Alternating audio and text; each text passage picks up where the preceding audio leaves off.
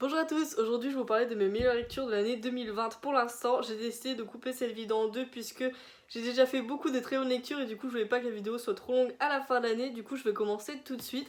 Le premier c'est Mémoires de deux jeunes mariés de Balzac. C'est un Balzac que j'ai adoré, l'un de mes préférés je pense. C'est un roman épistolaire entre deux amies qui se sont rencontrées dans un couvent et qui du coup vont continuer à échanger lorsqu'elles seront parties du couvent toutes les deux et qu'elles vont du coup se marier. Ces deux amies qui ont des caractères très différents, elles vont aussi avoir des vies très différentes puisque elles vont pas choisir du tout d'avoir la même vie. Il y en a une qui va être mère de famille, l'autre qui va plutôt se consacrer à sa passion amoureuse. Et c'est super intéressant. C'est un roman sur les femmes et j'ai vraiment adoré. La relation entre les deux amies est vraiment géniale. Je l'ai beaucoup aimée. Et toutes les réflexions autour de la place et de la condition de la femme à l'époque sont vraiment super intéressantes. Donc je peux que vous le recommander si jamais vous l'avez jamais lu. Il est pas très connu mais je le trouve vraiment super bien. Ensuite j'ai lu La Confession de Claude il y a pas très longtemps et je l'ai également beaucoup aimé. C'est un roman de Zola dont on n'entend presque jamais parler puisqu'il fait pas partie de son cycle des Rougon-Macquart, mais il est tellement bien. On va suivre Claude qui est un jeune homme qui habite à Paris dans une mansarde. Il essaie de devenir écrivain et du coup il passe ses journées à travailler, sauf qu'un jour il va avoir une relation avec l'une de ses voisines. Ça va être une relation d'un soir qu'il va beaucoup regretter, sauf que il va finir par se retrouver avec cette femme sur les bras puisque elle va venir vivre, habiter chez lui suite à certaines circonstances. Et du coup on va le suivre sous forme un peu aussi d'un journal où il va raconter sa vie tous les jours, comment il fait pour vivre maintenant avec cette femme alors qu'il voulait pas du tout avoir de relation avec elle, et c'est vraiment super intéressant. J'ai beaucoup aimé le style de Zola dans ce roman et c'était vraiment génial. Je comprends vraiment pas pourquoi on n'en entend jamais parler puisque je trouve que c'est un excellent roman, je l'ai vraiment adoré. Il m'a un peu fait penser à Thérèse Raquin au niveau des thèmes qui sont abordés parfois et aussi de l'ambiance. Ça m'a un peu rappelé cette ambiance-là et vraiment je l'ai adoré. Je vous recommande vraiment si jamais vous aimez bien Zola et que vous voulez lire autre chose que ces Rougon-Macquart. Ensuite il y a Le Moulin sur la Flosse de George Eliot. C'est aussi un roman que j'ai adoré. C'était mon deuxième roman de George Eliot. J'avais lu Silas Marner, il me semble que ça s'appelle avant, et j'avais bien aimé mais ça n'avait pas été non plus un coup de cœur. Alors que ce roman, c'était vraiment une révélation, je l'ai adoré. On va suivre une jeune fille qui s'appelle Maggie et qui vit avec son père et son frère. Elle va grandir avec nous puisqu'on va la suivre lorsqu'elle est enfant et on va la suivre tout au long de son adolescence jusqu'à son début de vie d'adulte il me semble. Et grâce à elle en fait on va avoir une vision sur la condition des femmes à l'époque et également ça va être une très grande critique sur la place des hommes dans la vie des femmes à l'époque, dans le sens où c'est vraiment eux qui choisissent tout ce qu'une femme peut faire et vraiment c'est une grande dénonciation de cette autrice dans ce roman je trouve. Du coup on va la suivre quand elle est enfant, elle va rencontrer un jeune garçon qui est handicapé, il me semble qu'il est bossu et c'est le fils du rival de leur père. Au début ils vont être amis avec lui, elle et son frère, mais à cause d'une dispute familiale, notamment entre leurs deux pères du coup, ils vont être un petit peu éloignés et son frère va même être amené à détester ce jeune garçon alors que Maggie elle l'apprécie beaucoup. Ensuite on va suivre toute l'histoire de la famille puisque le père va finir par être ruiné et du coup c'est le fils, donc le frère de Maggie, qui va devoir un petit peu rattraper la fortune de la famille et tout faire pour obtenir de meilleures conditions de vie du coup et un peu racheter l'honneur de la famille. Et en fait, on va suivre tous ces événements du point de vue de Maggie, sauf qu'elle elle est vachement en retrait par rapport à l'histoire, puisque on voit très bien qu'à cause de sa condition de femme, elle peut pas s'immiscer autant qu'elle le souhaiterait dans tout ce qui se passe et elle a vraiment un genre de rôle d'observatrice et c'est vraiment super intéressant. C'est un roman que j'ai beaucoup aimé, j'ai adoré le style de George Eliot et il faut vraiment que je lise son autre roman Middlemarch puisque ça a vraiment été un coup de cœur celui-ci et je vous recommande vraiment si vous souhaitez découvrir cette autrice. C'est un roman qui est assez gros et qui fait un peu plus de 750 pages mais moi je l'ai vraiment beaucoup aimé et je l'ai lu à une vitesse incroyable. Je l'ai lu en 3 jours il me semble et je l'ai vraiment dévoré. Donc ouais, je peux que vous le recommander, il est vraiment super bien. Ensuite il y a Les Lésions dangereuses de Laclos que j'ai relu cette année et que j'ai adoré. C'était déjà l'un de mes romans préférés à la base et ça s'est confirmé avec cette relecture. C'est l'histoire de la marquise de Merteuil et le vicomte de Valmont qui vont jouer des mauvais tours à Cécile Volanges qui est une jeune fille qui ont essayé de pervertir et on va vraiment suivre ça tout au long du roman. En même temps il y a tout cet aspect de relation entre la marquise et du coup le vicomte qui se développe. On se rend compte qu'ils ont une relation assez spéciale et c'est un roman aussi qui est assez malaisant tellement ils font des choses qui sont mauvaises envers les gens qui les entourent, mais ça m'a vraiment beaucoup plu. C'est vraiment un super roman qui est très sympa à lire et moi ça me fait vraiment rire parfois certaines lettres et tout. Il y a des situations assez cocasses, donc vraiment je peux que vous le recommander celui-ci si jamais vous l'avez jamais lu. Ensuite il y a Le Temps des secrets de Marcel Pagnol, c'est le 3e tome de ses souvenirs d'enfance et c'est celui que j'ai préféré. On va suivre Marcel durant son adolescence à ce moment-là, puisqu'en fait il va rentrer au collège et en même temps on va aussi le suivre durant ses vacances, puisque si jamais vous avez déjà lu les souvenirs d'enfance, vous savez qu'il a une maison de vacances un peu dans les montagnes et du coup à chaque vacances il se rend dans cette maison avec sa famille et il retrouve son amie Lily et à chaque fois il lui arrive plein d'aventures. Sauf que dans ce roman il se passe vraiment beaucoup de choses. C'est ça qui m'a fait vraiment beaucoup l'apprécier, puisqu'en fait on va suivre déjà sa rentrée au collège et ses péripéties là-bas, mais également tout son été avec Lily dans la montagne et surtout la rencontre avec une jeune fille qui habite pas très loin de chez lui lorsqu'il est en vacances et toute cette relation amoureuse, ses premiers émois amoureux, ça m'a vraiment beaucoup plu. C'est mon tome préféré des souvenirs d'enfance. J'ai fini de lire le 4e que j'ai un peu moins aimé, mais c'est un roman inachevé donc c'est un petit peu compréhensible. Mais en tout cas celui-ci je l'aime vraiment beaucoup. J'entends souvent parler de La gloire de mon père et du château de ma mère, mais celui-ci je le vois presque jamais sur Instagram et pourtant je l'ai vraiment beaucoup aimé. Limite je pense que je l'ai plus aimé que les 2 premiers, donc je peux que vous recommander si jamais vous voulez lire un petit peu Marcel Pagnol. Ensuite il y a Le Chant d'Achille que j'avais lu avec Madame Irma et qu'on avait toutes les deux adoré. C'est une sorte de fiction autour d'Achille et de Patrocle, leur amitié. C'est super intéressant à lire si jamais vous y connaissez pas trop dans la mythologie et toutes les choses comme ça.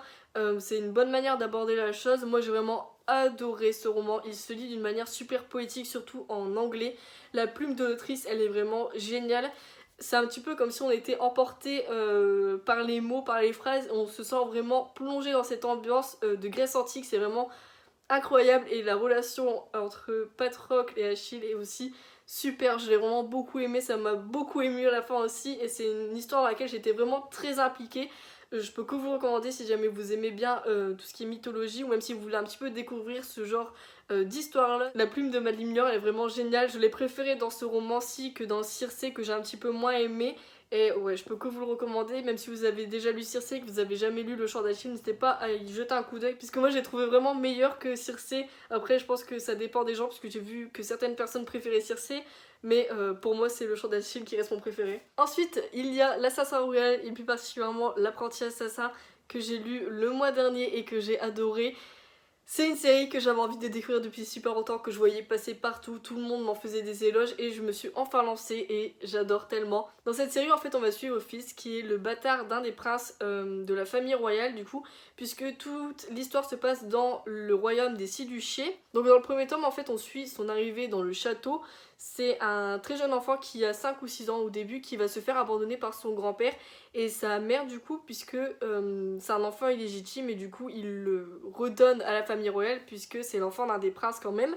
Donc au final il va être mis là-bas, les personnes de la famille royale vont s'en occuper et il va grandir notamment avec le maître des écuries qui s'appelle Bourriche, je sais pas comment on dit. Et du coup on va suivre son évolution et comment il va grandir, comment il va se faire des amis, comment il va essayer de trouver sa place au royaume en étant un bâtard et en subissant systématiquement le mépris de toutes les personnes qui l'entourent. Du coup c'est vraiment super intéressant, c'est un roman assez introductif même s'il se passe beaucoup de choses et qu'on découvre beaucoup de choses sur l'univers aussi. On va découvrir aussi le système de magie qui est très intéressant puisqu'il y en a 2 types. L'art qui est un petit peu considéré comme la magie un peu supérieure qui est maîtrisée seulement par la famille royale et quelques élus, et le vif qui est une magie un petit peu spéciale en lien avec les animaux mais qui est beaucoup moins bien vue depuis un petit moment, puisqu'on sait qu'avant ils étaient à valeur égale mais ça a été beaucoup méprisé au fil du temps, puisque apparemment les personnes qui utilisent le vif finiraient par devenir sauvages et à devenir de plus en plus similaires à l'animal auquel ils sont liés. Je sais pas si c'est clair mais bref, c'est super intéressant comme système de magie et toute la politique avec les pays voisins et ennemis sont aussi super intéressants, puisqu'en fait il y a une guerre qui menace de faire rage avec les pirates qui viennent d'un autre royaume et qui essayent d'attaquer les Six-Duchés, du coup le royaume où vit Fitz. Et on sait pas trop pourquoi, on connaît pas trop non plus leur motivation et c'est super intéressant. Ça va être développé dans le tome 2 et le tome 3 et sûrement par la suite.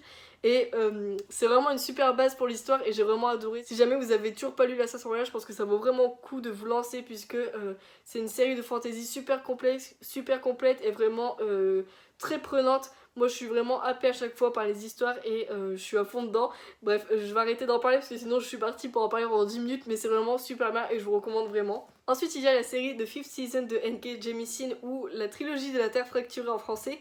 J'adore cette trilogie, je n'ai pas arrêté d'en parler de toute façon depuis quelques mois sur ma chaîne et je pense que vous êtes déjà saoulés à chaque fois que je vous montre ce livre. Mais c'est tellement bien, c'est une série de science-fiction dystopique dans lequel on va suivre plusieurs personnages au début, des personnages féminins notamment, et on va un peu découvrir l'univers avec ça. En fait on va se rendre compte que dans cet univers, la Terre est comme un personnage à part entière qui fait des choses d'elle-même et du coup elle envoie des catastrophes naturelles à la planète et ça crée des genres de saisons où il y a de la famine, les gens meurent, le climat est déréglé, ça engendre vraiment beaucoup de problèmes et beaucoup de morts au sein de la population.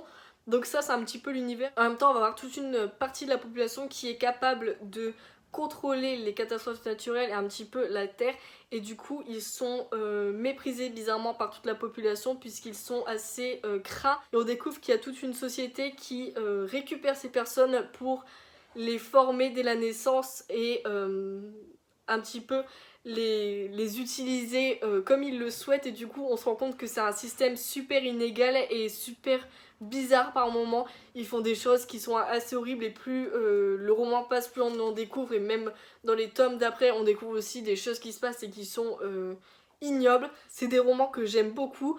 Il y a vraiment un aspect très pessimiste par contre puisque on a l'impression que ça va jamais s'arranger. Genre là j'ai fini le deuxième tome et j'ai vraiment hâte de lire le troisième puisque je sais pas du tout comment ça va se finir. Et on se dit juste que les problèmes vont peut-être jamais se régler et c'est vraiment ouais, assez pessimiste comme vision mais moi j'aime vraiment beaucoup. C'est des romans vraiment spéciaux. Même la manière de N.K. Jemisin d'écrire c'est vraiment assez spécial puisque selon chaque personnage, elle va changer sa manière de raconter l'histoire. Ça va être une narration parfois à la troisième personne ou à la première et à chaque fois ça change. On voit vraiment les différences entre les différents personnages et c'est vraiment super intéressant. Il y a aussi d'autres races qu'on va découvrir au fil du roman, des personnes qui sont un petit peu faites de pierre ou des trucs comme ça. C'est assez bizarre et on a l'impression de jamais vraiment comprendre ce qui se passe, de jamais comprendre qui sont ces personnages puisque il y a toujours beaucoup de mystères et on en apprend un petit peu au fur et à mesure, mais il y a quand même une grande part de flou dans cette histoire et c'est ce que j'aime le plus. Donc ouais, j'aime vraiment beaucoup cette série, elle est traduite en français si jamais vous voulez la lire, mais vraiment je l'aime vraiment beaucoup et j'aimerais vraiment que plus de gens la lisent puisque elle est vraiment super. Ensuite il y a Serpent and Dove de Shelby Maureen. C'est un roman que j'ai lu au début de l'année et que j'avais beaucoup aimé. En fait on va suivre Lou qui est une jeune fille qui a fui son peuple, on sait pas trop pourquoi au début du roman. Et elle vit dans une ville où les sorcières sont chassées par des chasseurs du coup. Et elle essaye un petit peu de survivre. On va se rendre compte au fil du roman, même au début du roman, je pense qu'on le sait déjà que c'est une sorcière et que du coup elle essaye de survivre dans cette ville sans se faire attraper. Sauf qu'un jour, elle va faire quelque chose qui va la forcer à faire un pacte avec un chasseur et du coup à se marier avec lui. Elle a pas trop le choix et du coup elle va être forcée d'être avec cet homme tout le temps. Alors que lui, c'est le plus grand chasseur de sorcières de la ville et du coup elle va essayer de survivre. En même temps on va en apprendre plus un petit peu sur la raison de sa fuite et aussi sur tout l'univers avec les sorcières et tout. C'est un roman que j'ai vraiment beaucoup aimé. Le tome 2 va sortir cet été ou à la rentrée, je sais plus, et j'ai vraiment très hâte de le lire. C'est mon roman de fantasy young adulte préféré je pense de cette année et vraiment si jamais vous l'avez pas lu je peux que vous le recommander. Ça se lit très facilement puisque c'est de la young adulte donc c'est assez simple comme univers et aussi comme plume. Ensuite il y a Elantris de Brandon Sanderson. J'ai hésité entre vous parler de Mistborn ou vous parler de celui-ci, mais au final je pense que j'ai préféré Elantris à Mistborn.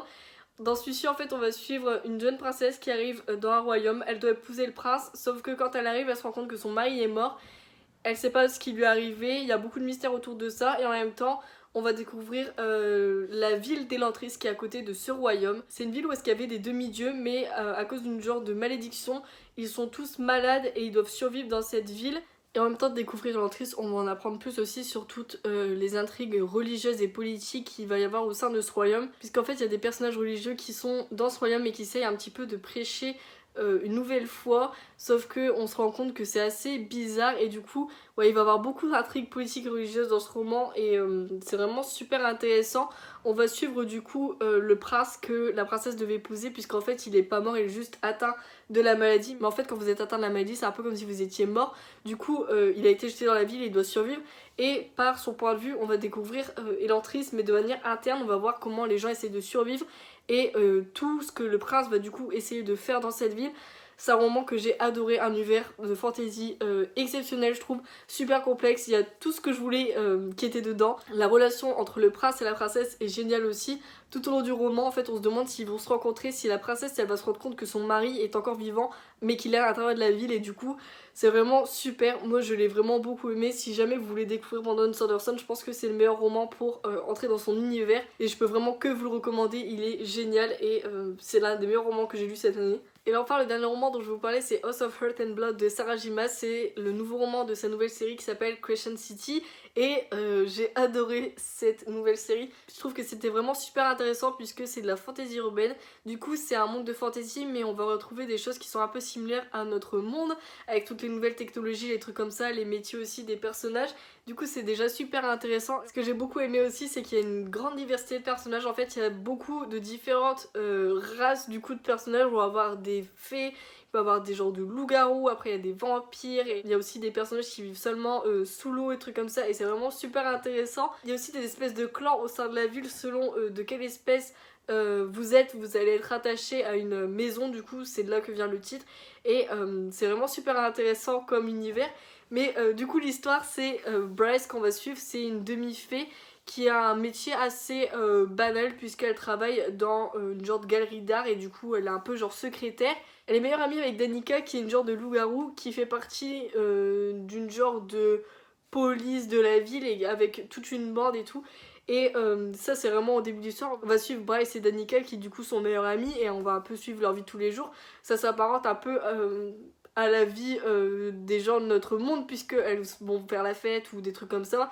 Sauf que un soir, Bryce elle a fait la fête et tout, elle rentre chez elle et elle habite avec Danica. Sauf que quand elle rentre, Danica et tous ses amis sont morts, ils ont été violemment assassinés par on ne sait pas trop quoi. Et c'est de là que commence l'histoire puisqu'en fait il y a un genre de démon qui s'enfuit de l'appartement et du coup Bryce va essayer de le poursuivre. Et elle va pas réussir à l'arrêter, mais il va y avoir une enquête qui va être ouverte et du coup elle va devoir enquêter avec Hunt qui est un ange déchu et qui du coup va devenir son partenaire un petit peu de force, et ils vont devoir enquêter pour comprendre ce qui s'est passé et qui sont ces démons qui sont en train un peu d'assassiner des gens dans la ville. L'histoire est vraiment super bien, moi je l'ai vraiment beaucoup aimé, c'était super immersif et l'intrigue était vraiment très prenante. Je l'ai vraiment dévoré ce roman et j'ai vraiment beaucoup aimé. Je trouve que c'est vraiment différent de ces deux premières séries qui sont Throne of Glass et ACOTAR puisque c'est des univers de fées et du coup il n'y a pas beaucoup de diversité dans les romans. On commence un petit peu à s'en lasser au bout d'un moment puisque à part des fées et des sorcières il n'y a pas grand chose dans Throne of Glass, et il me semble que dans ACOMAF c'est pareil, c'est pas non plus super diversifié. Et du coup ce roman moi j'ai vraiment beaucoup aimé pour ça puisqu'il y a beaucoup de choses qui se passent, il y a beaucoup de personnages et du coup on est vraiment à fond dedans et je l'ai vraiment beaucoup aimé. J'ai hâte de lire la suite, je sais pas quand est-ce que ça va sortir mais je pense que ça va être vraiment génial. Donc voilà, c'est tout pour la première partie de mes meilleures lectures de l'année 2020. Si vous aussi vous avez fait de bonnes lectures, n'hésitez pas à me faire une petite liste en commentaire, ça m'intéresse toujours de lire vos réponses. Et en attendant, je vous dis à très bientôt.